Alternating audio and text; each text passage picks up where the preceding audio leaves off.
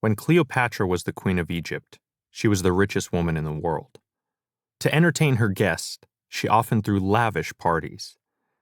Following a series of such feasts, Mark Antony, the Roman general, remarked that she hosted the most extravagant banquets in the world.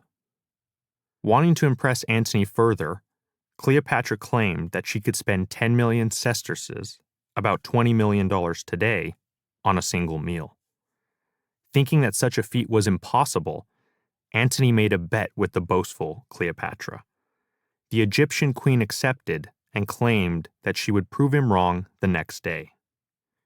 To keep her promise, the following day, Cleopatra had her servants set up a banquet similar to the ones she and Antony had enjoyed in the previous days. But this time, Cleopatra wore one of her most prized possessions, a pair of pearl earrings. These weren't just any pearl earrings, though. They were considered the largest pearls the ancient world had ever seen. When Antony arrived at the banquet, he joked that there was no way that it had cost 10 million sesterces. Cleopatra replied that he was correct, and that she would consume the 10 million sesterces herself. To fulfill her promise, Cleopatra had her servants bring out a glass of vinegar strong enough to dissolve pearls. With Antony watching, she removed one of the prized pearls from her earrings, dropped it in the glass, and watched it dissolve before drinking it. As Cleopatra began to remove the pearl from her other earring, Antony conceded that he had lost the bet. The story of Cleopatra and her pearl earrings highlights the lengths people will go to flaunt their wealth. But it also illustrates how spending money is relative. There are people like Cleopatra who can consume vast resources without impacting their wealth. Then there are others who must track every dollar they spend in order to stay afloat. It reminds me of the time Jay-Z said, "What's 50 grand to someone like me? Can you please remind me?" When Jay wrote those lyrics in 2011, he had an estimated net worth of $450 million. This means that, at the time, 50 grand represented about 0.01% or 1/10,000th of Jay-Z's fortune. This data point might seem random, but 0.01% of your net worth is actually a great proxy for what constitutes a trivial amount of money for you.